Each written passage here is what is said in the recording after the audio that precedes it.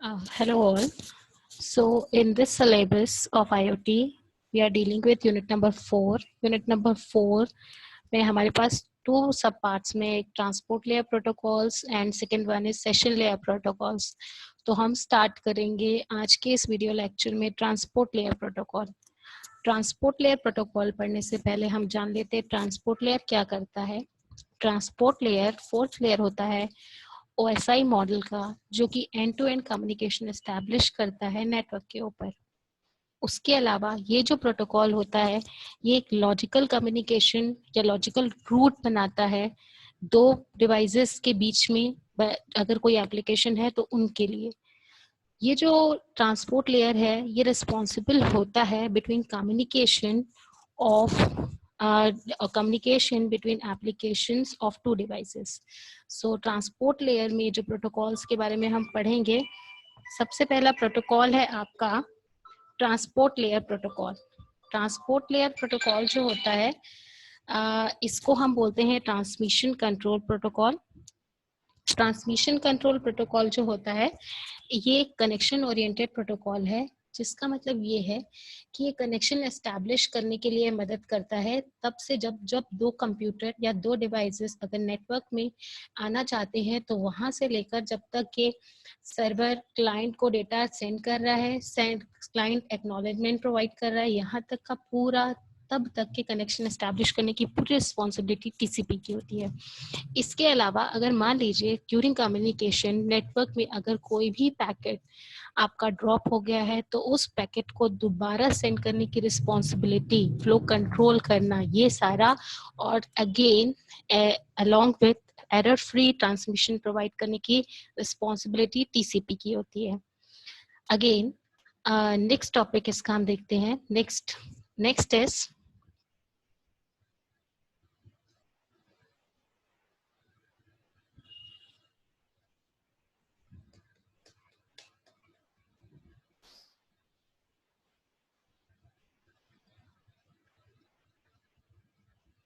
Next category में आते हैं, नेक्स्ट पॉइंट में आते हैं हम. HTML जब भी HTML फाइल या अगर कोई भी यूजर किसी भी HTML फाइल को रिक्वेस्ट करता है, यूजर को हम क्लाइंट बोलते हैं, तो हमारा जो HTTP प्रोटोकॉल होता है वो क्या करता है, एक रिक्वेस्ट TCP लेयर को सेंड करता है, जो TCP लेयर को ये बोलता है कि आप कनेक्शन एस्टैब्लिश करिए ताकि वो फाइल सेंड कर पाए. तो जो टीसीपी जो सेंडर साइड पे रहता है वो उस एप्लीकेशन के डेटा को ब्रेक करता है in the form of packets और उस पैकेट्स को वो सेंड करता है. वो पैकेट जाता है टीसीपी रिसीवर के पास और टीसीपी रिसीवर उस पैकेट को रिसीव करने के बाद वो चेक करता है क्या सारे पैकेट उसके पास आए हैं. अगर कोई भी पैकेट ड्रॉप हो गया है तो वो एक्नॉलेजमेंट प्रोवाइड करेगा कि उसके पास पर्टिकुलर पैकेट नहीं आया और उसको वापस से सेंड किया जाए. उसके बाद जब उसके पास सारे पैकेट आ जाते हैं तो उन सारे पैकेट को अलाइन करता है और अलाइन करने के बाद उसको क्लाइंट एप्लीकेशन में फॉरवर्ड करता है. ये जो प्रोसेस होता है जिसमें क्लाइंट और सर्वर के बीच में, या हम बोल सकते हैं सर्वर डेटा सेंड करता है क्लाइंट को और क्लाइंट एक्नॉलेजमेंट सेंड करता है. अगर कोई पैकेट ड्रॉप हो जाता है तो ये ट्रांसमिशन टाइम को हम लेटेंसी बोलते हैं. और ये जो लेटेंसी होती है ये एक तरीके की ड्रॉबैक होती है टीसीपी की. जहाँ तो ऐसे कहीं सिस्टम में जहाँ पर हाईली टाइम सेंसिटिव एप्लीकेशंस होते हैं जैसे कि वॉइस होता है, या जहाँ पर भी हम लेटेंसी को रिड्यूस करना चाहते हैं या जहाँ पर भी हम इसको अवॉइड कर सकते हैं, वहाँ पर हम टीसीपी यूज नहीं करते. हम वहाँ पर इसी ट्रांसपोर्ट लेयर के एक दूसरे प्रोटोकॉल को यूज करते हैं और उस प्रोटोकॉल को हम बोलते हैं यूडीपी, जिसके बारे में हम आगे पढ़ेंगे.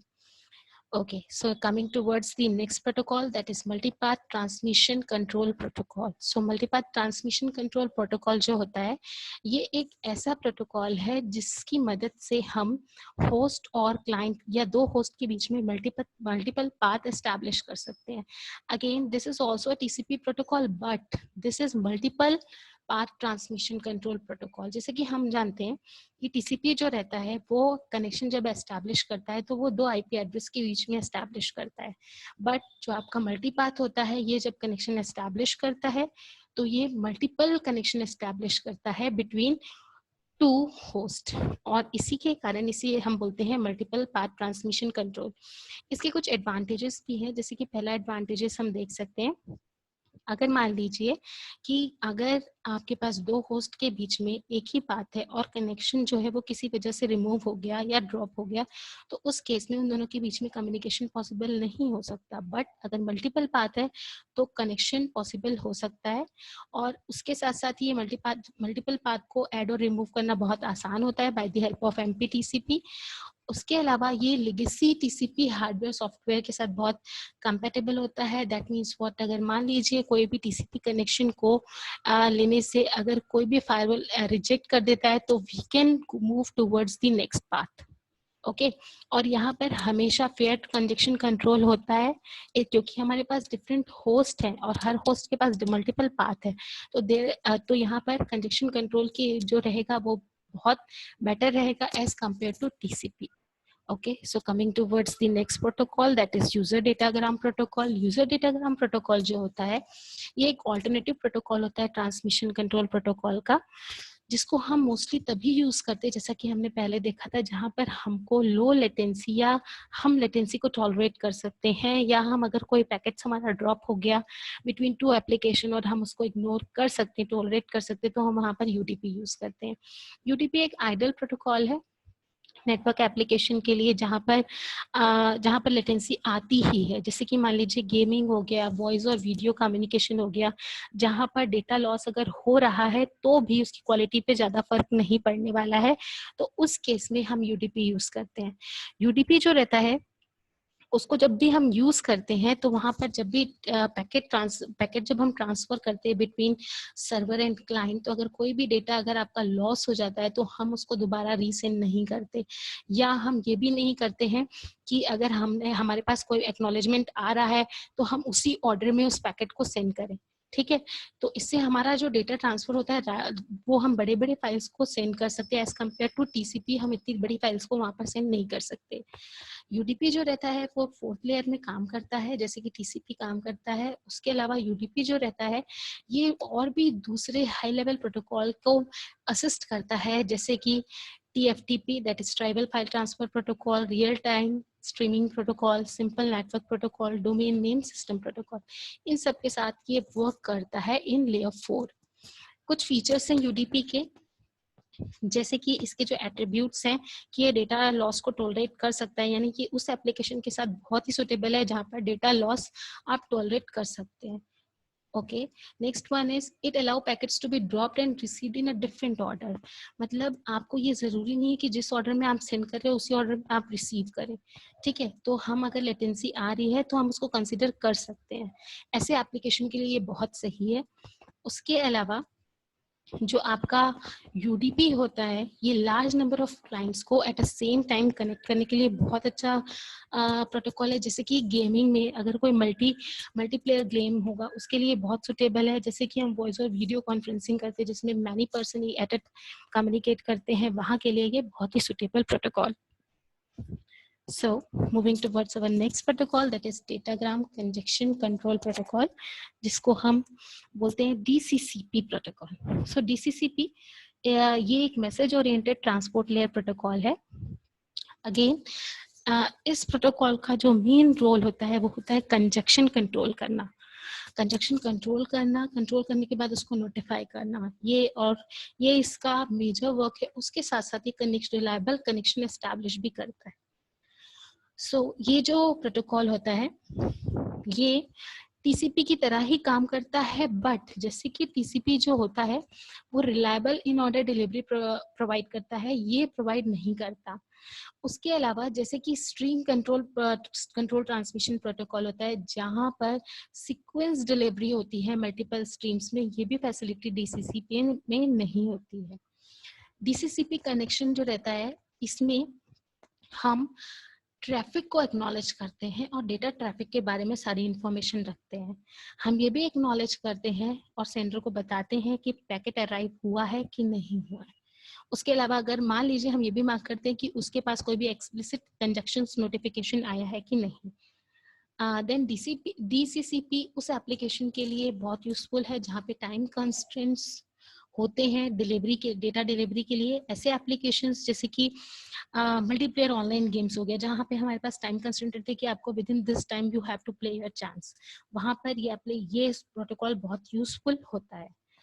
उसके अलावा DCCP जो रहता है ये आपका multiple, that means what, DCP जो रहता है ये UDP बेस्ड एप्लीकेशंस के लिए कंजक्शन कंट्रोल का काम करता है। कंजक्शन कंट्रोल मतलब जहां पर हमें पता है कि बहुत मल्टीपल डिलीवरी करनी है, वहां पर ये UDP के साथ वर्क करता है। DCP जो रहता है ये कंपेयर टू TCP, जहां पर आपका जो नंबरिंग रहती है वो बहुत कम होती है, ये बहुत बड़ा होता है। This is 48 bit long, that's why यहाँ पर हम कुछ गार्ड जो सीक्वेंस नंबर है उनको हम कुछ गार्ड अटैक्स के लिए भी रखते हैं, जिससे कि अगर कोई भी अटैक हो गया तो उसके लिए कनेक्शन अगर ड्रॉप हो रहा है तो हम कैसे वर्क करेंगे, उसके लिए भी DCCP आपको वर्क हेल्प करता है। Next protocol is Stream Control Transmission Protocol. This is termed as SCTP.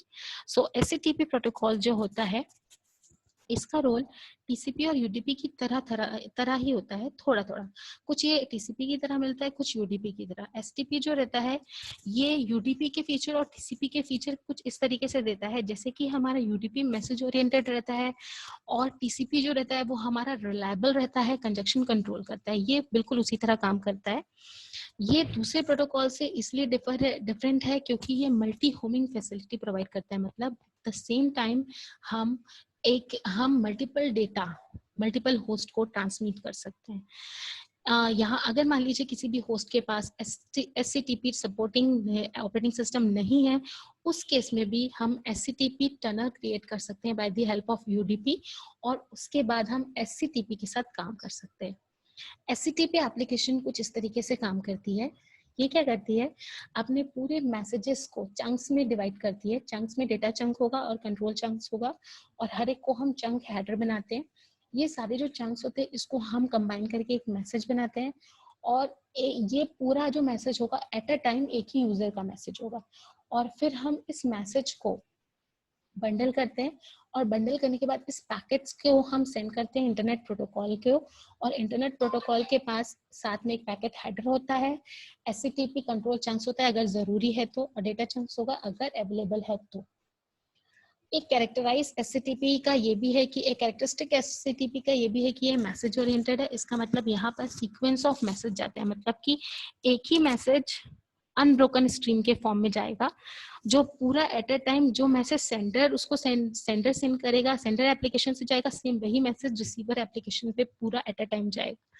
In case of TCP हम पूरे मैसेजेस को तोड़ देते हैं, किसमें तोड़ते हैं, स्ट्रीम के फॉर्म में, मतलब हम क्या करते हैं उसका पैकेट्स क्रिएट करते हैं और पैकेट सेंड करते हैं। बट इसमें क्या होता है, हम पूरे चंक्स को पूरे मैसेज को चंक्स में डिवाइड करते हैं और चंक्स का एक पैकेट बनाते हैं, और उस पूरे पैकेट को एट अ टाइम हम सेंड करते हैं।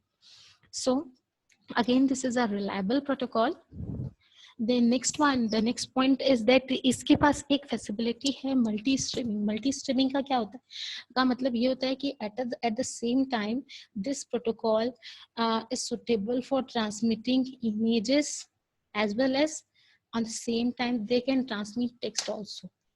So ये सारे इतने सारे इसके एडवांटेजेस हैं SCTP का, जो TCP और UDP दोनों की तरह दोनों की बेस्ट फैसिलिटीज को यूज करके काम करता है। सो इसके कुछ फीचर्स हम देख लेते हैं, जैसे कि इसका ट्रांसमिशन जो होगा वो रिलायबल होता है, चाहे आप ऑर्डर्ड करें चाहे अनऑर्डर्ड डेटा स्ट्रीम्स करें। मल्टी होमिंग फैसिलिटी प्रोवाइड करता है दोनों एंड्स के लिए।